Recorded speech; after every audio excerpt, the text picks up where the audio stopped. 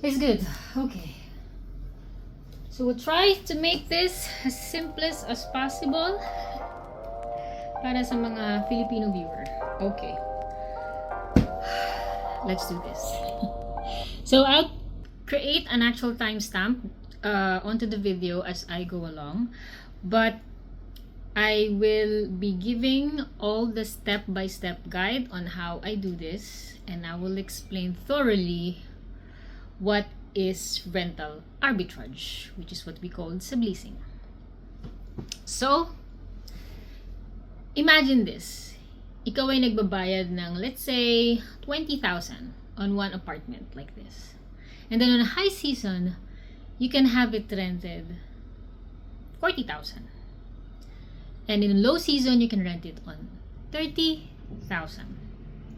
You minus the rent, you minus the expenses, you minus the management, you minus the cleaning, and whatever that is left is your actual profit. Do this on a 3 or 4 to 5 to 100 apartments if you can, and that's what we call the system as rental arbitrage, which is subleasing. Wala kang negosyong binubuksan araw-araw kasi rental is a cash flow money. Number 1, paano sa dalawang, is it near the business center? If it's Makati, Ortigas, Libis, most probably you will be attracting guests that are actually doing business on that city. I started my first Airbnb in Dubai because everything about tourism is there. I am near the airport, so that's one of the main target. People who are going fly to the airport, who are actually reaching at 2 a.m., they're booking onto me. So you must be near the beach or an actual airport is also good. Bus station. These are all top location. These are all top location na pwede niyong gamitin for rental. Then you also need to make sure that some of the condos that you are taking over is allowed the subleasing. Kasi may mga building sa Makati, and Ortigas that they don't allow this kind. They have this HOA rules. I would advise that you ask them first. SMDC property are already ready for this kind of investments, depending on the owner that you talk to, if they are open to that idea. Part number 3. Checking the nightly rates. So why this is more important? Because this is how you will progress into your actual profit. Don't lease any apartment if you didn't know how much that apartment can make. So these are the 3 things that I would advise for you to use before you actually take that lease agreement. Number 1. Tool number 1 is Airbnb itself. You go into one location in Airbnb, you log in, you go into one location, check some of the property, how much is their nightly rate. Let's say Tagaytay. You type Tagaytay, check the nightly rate for one night, and see other apartments. And then do your calculation. If the apartment can be booked on 20 days, that's counting yung mga time na low season. Kasi hindi naman palaging book. There's no such as 30 days fully booked unless it's a high season. So magka-calculate kayo for the start of 20 days. So once you make that 20 days count, you minus the rent, possible rent that you will be having, the cleaning, and the actual fees that you would have to deduct. And that's going to be your benchmark. So when I started my business before, I was working, and at the same time I was the one cleaning my apartments in transition to guest. I remember that I would check out, log out time 3 p.m. I will travel by train and then hop on the house, get all my cleaning tools, and I'm the one who's changing the bed sheets. This saves me a lot of money because if I will pay for the cleaner, siguro I will pay around 100 dirhams per cleaning, or 60 dirhams on my area. So that's one thing. Airbnb itself. Number 2, AirDNA. This is a paid tool, pero kapag sineryoso mo na siya, maganda siya and it's worth it to know. Kasi once na nag-login ka sa kanya, you can actually just put every city and hyper-specific, let's say, in Manila. It will give you an actual option to put the parts of Manila, let's say Quezon City. And then from there, it can give you a wide information, how many apartments are doing business there, how many Airbnb, what are the types of units na nagme-make money talaga, if it's a studio or one bedroom. From there, pwede kang makapag-research on your site as well if it's worth it to get a one bedroom or a studio. So that's a part of your market research. Number 3, the beauty of Facebook groups, because it's free. So all you have to do is to go and search, find the groups, short-term rental, and then the location or the property. They are real data. So you can get a lot of information from there. Some are agents, some are hosts, some are owners as well. It's a good option as well where you can find information. Goes to number 4. Who are your target guests? Sa lahat ng baguhan, dito sila nagkakamali kasi these are the things that they are neglecting. What is your target guest will tell magkaano yung pwede mong kitain. And that also affects to what the type of apartment yung binibuild mo. So, part 4, this is the section where I will explain what are the type of guests. So, most people, they think like, bahala na ko sino magbubuk. When the first time I was in MOA, I was going in this shop, 7-Eleven, and dami ko nakikitang mga nag-iinuman. May mga bote. All of these type of people, I said, I don't want this type of people in my apartment that will go to the place that I have built.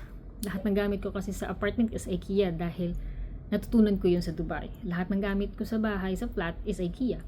So, finurnish ko talaga siya ng IKEA to the point na kapag nasa Pinas ako, doon ako mag-i-stay. So, my target market on my head is a businessman. Expats. People who are here who are actually nomads. Those are the type of people that I wanted to attract. And eventually, I attracted them. Retirees. So these are good payers. They're the one that will pay you 3 months in advance or 2 months in advance. So you can never go wrong with these types of guests. So there is also guest travelers. Kapag mga guest travelers or family you're going to host, dapat dun sa apartment nyo, meron ding options where they can enjoy. There are playing games, there are playstations and all that stuff. So, which for me, I don't offer. So, you need to think before you get an apartment, what are the type of guests that I wanted to attract? In that sense, you already opening and imagining your mind, ito yung tama na tao na gusto kong tumira sa bahay ko. So those are the 4 options. We have business travelers, we have tourists, we have families or groups. So families and groups, normally you should have at least 2 bedroom to 3 bedroom unit for this. Siyempre kapag 1 bedroom kasi family, bigger groups yung kinikater. Number 4 will be couples or staycationers. So if you have studio, this is very easy. Good for local vibe. This is big market in Philippines because most of the couple, they go on weekends, staycation.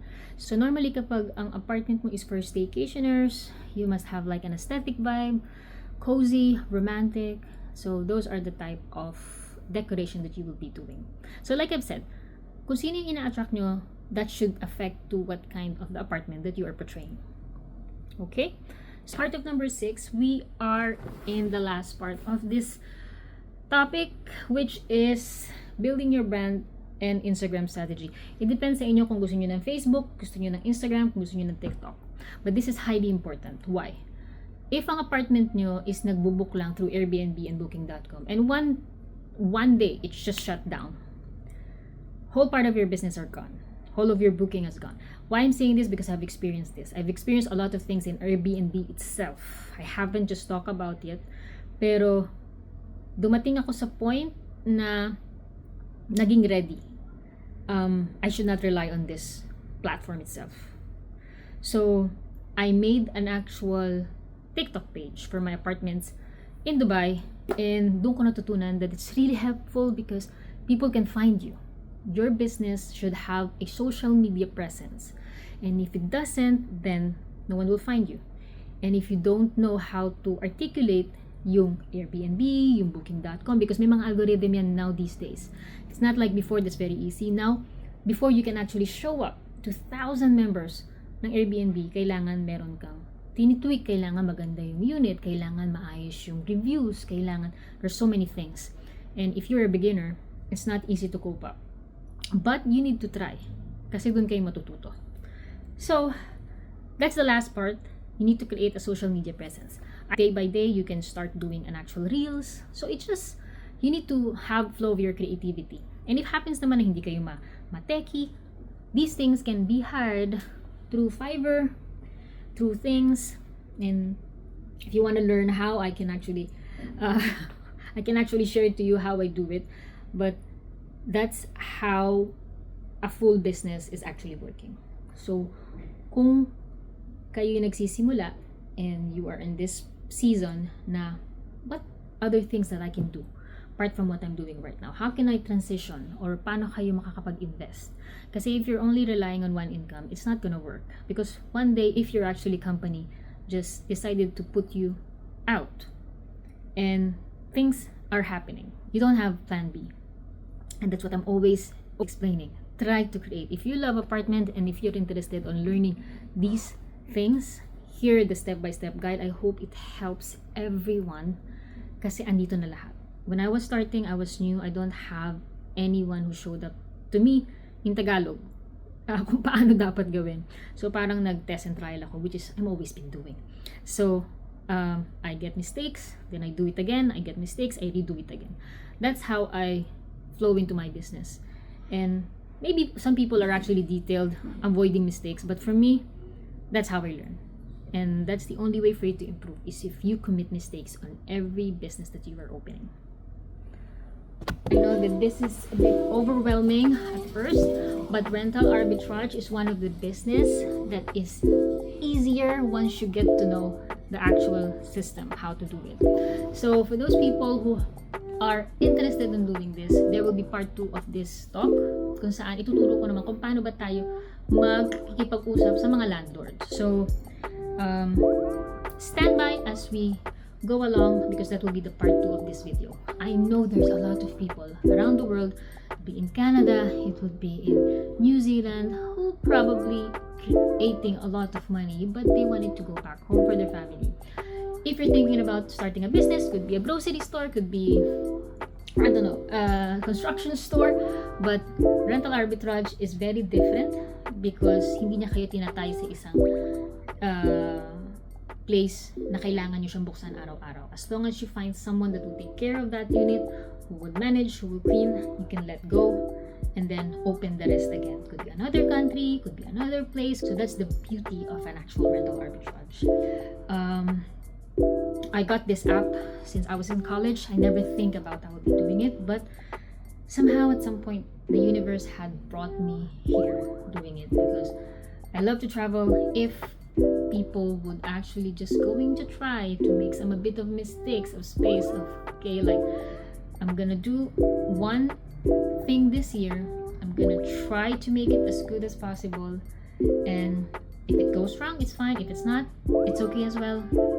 I have one Indian guy who started his Airbnb in Russell Kaima back in November. He got fully booked until January, and when February comes, war happens. Every time I would check his apartment after the war happens in Dubai, the guy his apartment is still booked, and I was so happy every time I chat him, like, I'm happy that you were able to caught up with what's happening right now. And he said, binababaan ko yung rates of booking.com to just get a booking.